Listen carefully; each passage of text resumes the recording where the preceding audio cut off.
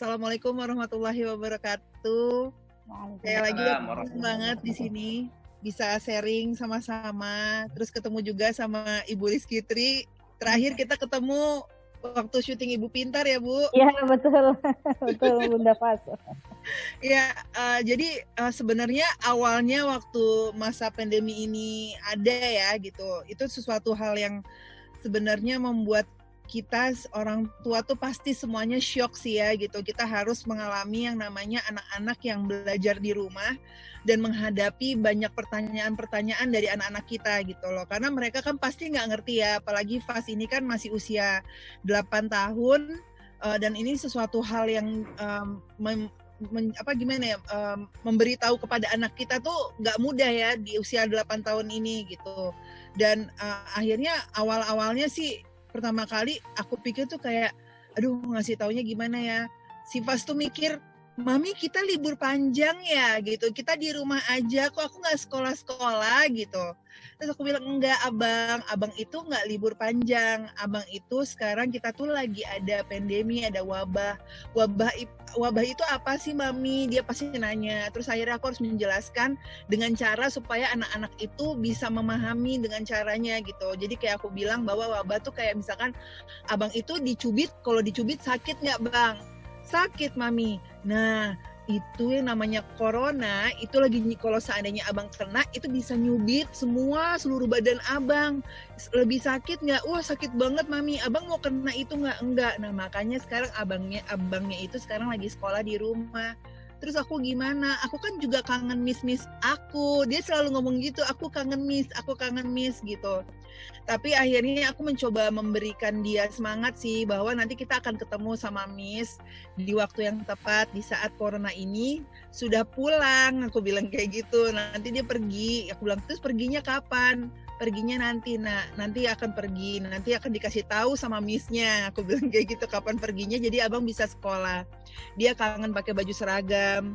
Dia kangen cara miss-missnya ngajar, sholat bareng, bisa ngaji bareng, duha bareng, semua dia kangen. Dan akhirnya masuk ke suatu momen di mana aku harus bisa ngajarin dia gitu kan. Aku pikir tuh kayak gampang gitu. Awalnya aku pikir gampang nih, cuma dikasih arahan sama miss-nya, nanti juga dilihat pasti bisa, aku bilang gitu kan. Nah terus ternyata pas aku lakuin, ternyata nggak semudah itu, karena anaknya itu kan pasti banyak nanya kan, Mami ini apa? Aku nggak ngerti. Terus ini sebenarnya proses belajar bukan hanya untuk anak-anak, tapi proses belajar untuk ibu ya gitu, seorang ibu, orang tua gitu, baik aku maupun suami aku gitu loh. Ternyata di sini kita belajar bagaimana kita mengetes kesabaran kita juga sebagai seorang ibu ya gitu loh. Nggak mudah banget. Aku pikir tuh jadi guru tuh ya yang tadi aku bilang kayaknya gampang ya gitu, cuma ngajarin gini gitu, ternyata enggak.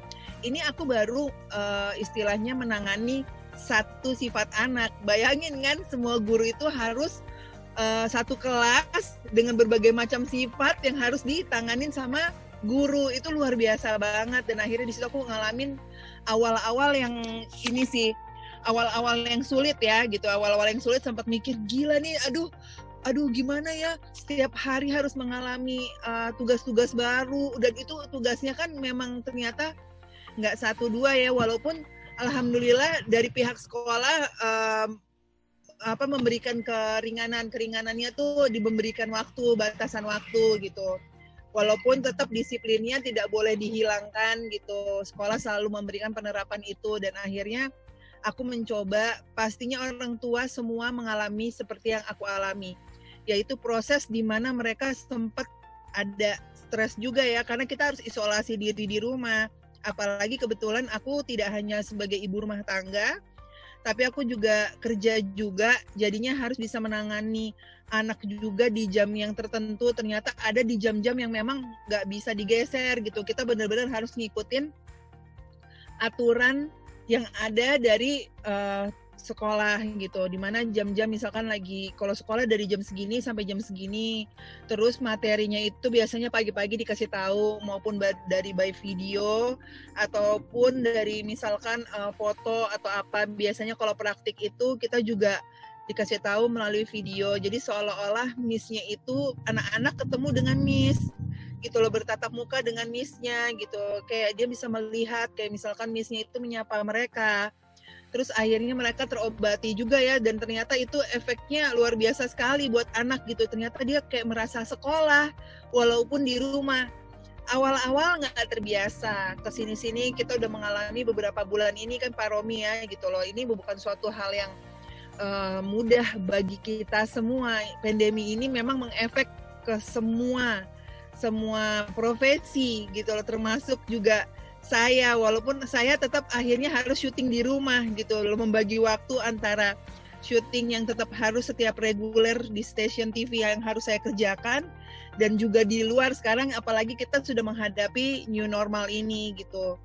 Jadi aku tuh benar-benar mendapatkan pelajaran berharga banget sebagai seorang ibu, di mana akhirnya aku tahu gitu loh, bahwa ini saya jadi ikut belajar gitu. Saya sebagai ibu ikut belajar karena kan kita pasti lupa kan pembelajaran dulu waktu kita SD. Dan akhirnya di saat aku mengalami sekolah anak ini, kadang ada sih, nggak bohong, ada lupanya. Aduh ini apa ya gitu. Tapi kalau di depan anak, mami ini apa? Sebentar ya. Mami mikir dulu ini apa ya, kok aku lupa ya. Jadinya kita harus belajar lagi, buka bukunya lagi, ikut belajar kayak gitu. Dan apalagi kan kebetulan sekolah pas ini masuk ke wilayahnya kan Jawa Barat ya gitu, Bogor, dan ada bahasa Sundanya juga yang saya nggak tahu gitu. Wah itu lebih repot lagi, lebih pusing lagi. Ternyata wah aduh aku harus bisa ini, terus matematikanya juga. Dan ternyata saya baru tahu pelajaran anak SD zaman sekarang itu lebih sulit dibandingkan zaman saya dulu gitu loh. Ternyata dia lebih tingkatnya lebih banyak ya gitu yang dipelajarin gitu. Dan saya juga mengucapkan terima kasih banget buat Miss Rizky ya gitu, yang udah ngajarin FAS, Miss Nani gitu. Terus wah pokoknya banyak sekali yang ngajarin FAS, dan alhamdulillahnya kemarin akhirnya kita mengalami fase ujian di rumah aja gitu. Fase ujiannya tuh lucu banget, dan aku kayak mikir, ini ujiannya harus gimana ya gitu. Aku repot sendiri yang kayak, oh ya Fas, inget ya abang nggak boleh nyontek. Itu kan kita takut ya, anak akhirnya ibu kebawa, yang nggak dibolehin itu ibu kebawa buat anaknya. Akhirnya nggak tega sama anak, terus ngasih tahu jawabannya. Nah itu yang kita nggak boleh lakuin gitu, dan itu yang aku tekenin ke anak sih gitu. Bagaimana caranya aku memegang amanah guru agar anak aku belajar dan dia bisa sendiri, agar dia nggak malas, nggak dikasih tahu jawabannya. Dan aku selalu bilang di saat kemarin di ujian, mami aku yang ini aku bingung, aku nggak bisa dibaca lagi nak gitu, dibaca lagi. Abang pasti bisa. Kita sebagai ibu hanya bisa memberikan semangat karena kita nggak mau sampai akhirnya aku memberikan jawaban karena nggak tega. Takutnya kan ibu-ibu ya, aduh nggak tega kasih tahu aja dia jawabannya. Nah itu yang agak-agak serem gitu. Jadi aku juga nggak mau jadi orang tua yang seperti itu.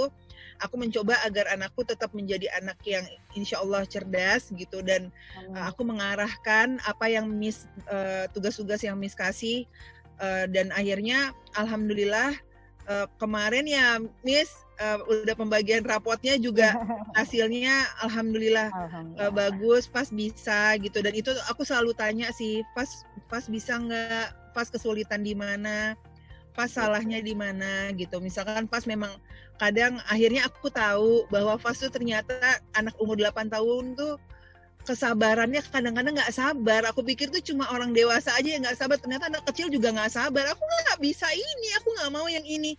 Wah itu kan susah banget ya, bayangin loh. Di dalam satu kelas misalkan ada 20 orang aja itu udah pusing. Ini orang tua, seorang ibu cuma ngawasin satu anak aja pusing gitu kan. Ternyata jadi guru tuh nggak gampang, ngalamin dimana harus ngerayu anak supaya mau belajar, supaya anaknya memahami, supaya anaknya mau gitu loh, balikin moodnya dia lagi supaya dia mau belajar. Dan itu ternyata bener-bener nggak mudah gitu loh. Dan aku ngerasa bahwa pembelajaran buat kita semua gitu loh. Masa pandemi ini membuat aku banyak belajar juga sih gitu. Dan insya Allah mudah-mudahan kita bisa ketemu lagi gitu loh. Kita kangen banget gitu. Kita kangen banget Miss gitu. Pak Romi kita udah kangen banget untuk sekolah normal. Nah harapannya mudah-mudahan kita bisa kembali lagi ya, wabah corona bisa cepat berakhir. Dan harapan aku juga bahwa aku juga tetap update berita tentang corona, karena ini resikonya memang kemana-mana, termasuk ke pekerjaan aku juga, kita jadinya minimal kru semuanya. Dan harapan aku untuk seluruh masyarakat Indonesia, untuk seluruh ibu, untuk seluruh bapak yang ada di Indonesia ini, bahwa kita harus mengerti dan memahami arti kata dari new normal ini sendiri gitu. Jangan sampai new normal ini disalahartikan, karena kita sedih juga ya kalau tingkatnya itu semakin tinggi cuma gara-gara orang salah memahami arti kata new normal itu sendiri, yang depannya nggak dibaca new-nya, tapi cuma normalnya aja, nggak ada jaga jarak, nggak ada pakai masker, nggak ada kita yang namanya pakai hand sanitizer, cuci tangan sering-sering. Nah itu tuh yang serem kan gitu. Dan saat ini sih yang aku lakukan, takutnya kan kita walaupun sekolah masih lama nih mulainya ya gitu, aku baru mendapatkan yang pengumuman kemarin itu, tapi aku selalu ngajarin fast cuci tangan, abang harus pakai masker. Aku ajarin dari sekarang, karena itu takutnya nanti kan kita nggak tahu ya corona ini sampai kapan, semoga cepat berakhir. Tapi aku mengajarkan anakku untuk memahami arti kata new normal itu sendiri, bahwa abang sudah tidak bisa terbiasa seperti dulu lagi, megang ini, megang itu, nggak cuci tangan, terus berpelukan atau kotor, sesuatu hal terus dimasukin ke mulut. Kan anak kecil kan main tangan diusap-usap, dikucek-kucek. Jadi benar-benar aku mengajarkan dia banyak hal di rumah agar nanti bisa menghadapi situasi new normal yang memang sudah diterapkan oleh pemerintah. Dan harapannya mudah-mudahan banget semua masyarakat Indonesia memahami arti kata new normal ini sendiri. Karena sejujurnya Pak Romi, saya dari kemarin diwawancara hampir sama semua stasiun TV, itu pasti membicarakan tentang makna new normal, dan ternyata banyak banget orang-orang yang masih bandel dan angka orang yang terkena corona ini ada makin banyak lagi di suatu daerah karena mereka tidak memahami arti kata new normal itu sendiri kayak gitu. Mbak Fairuz, kalau AA Sony gimana perannya tuh dalam pembelajaran itu? Nah, kalau suami aku memang dia bilang, aduh sayang, aku kayaknya nggak bakal sesabar kamu deh. Aku bingung, aku nggak ngerti. Udah kamu aja deh, dia gitu. Aku bilang, saya ngajarin. Tapi kalau perannya sebagai seorang bapak, saat ini yang Sony lakukan adalah dia itu lebih ke arah, misalkan ada praktik agama kemarin gitu kan, kayak misalkan praktik agama itu dia videoin, dia jadi kameramennya. Untungnya kan kita biasa syuting kan gitu, jadi dia kameramennya, aku pakein bajunya, terus abang harus hafal, abang nggak boleh ngelihat, kan biasanya ada yang dikasih contekan di belakangnya, kalau aku nggak boleh. Karena aku sama Sony sama-sama public figure dan udah biasa baca skrip yang tebel-tebel, anak aku juga harus bisa hafal. Harus hafal. Aku bilang nggak boleh nyontek. Aku bilang karena kalau yang namanya mami aja sama daddy syuting nggak ada nyontek, lihat skrip terus baru acting, nggak gitu. Jadinya memang harus hafal, dan alhamdulillah pas bisa hafalin kemarin tanpa dia harus nyontek dari kamera kanan kiri gitu, dia bisa. Dan dedinya banyak ngajarin itu sih gitu loh, abang harus hafal, agamanya harus bagus gitu. Dan sekarang karena udah masuk usia 8 tahun juga, Dedi lebih menerapkan agamanya sih, lebih, karena memang dia tahu kan sekarang nggak sekolah, disiplin di sekolah itu kan selalu ada sholat duha. Jadi abang nggak boleh tinggal sholat duhanya karena udah terbiasa apa yang dilakukan di sekolah diterapkan di rumah. Cuma perbedaannya memang di sekolah sama di rumah, di sekolah pakai seragam, di rumah enggak. Iya ya, gitu ya. Iya. Memang harus kolaborasi antara mama sama papa nih, memang betul-betul harus dibutuhkan ya pada saat untuk pembimbingan. Ini kan kesempatan ya sekali buat orang tua ya. Harus Mas, jadi gini loh, gimana ya Pak, kemarin kebetulan aku juga sempat webinar dengan Komnas Perempuan tentang tingkat angka KDRT yang begitu meningkat ya pesat gitu, dan itu cukup menyedihkan ya gitu. Jadinya aku juga ingin memberikan contoh bahwa kita sebagai orang tua itu kita harus sama-sama kompak mendidik anak, jangan sampai kita jadi konflik, anak ngelihat sesuatu hal yang nggak seharusnya gitu loh. Dan justru yang saat ini kita lakuin adalah ya kolaborasi antara bapak ke anaknya, ibu ke anaknya saat momen butuh sosok seorang ayah ya ayahnya yang bareng sama dia, butuh sosok seorang ibu, ibunya yang bareng, butuh sosok lagi sama-sama gitu.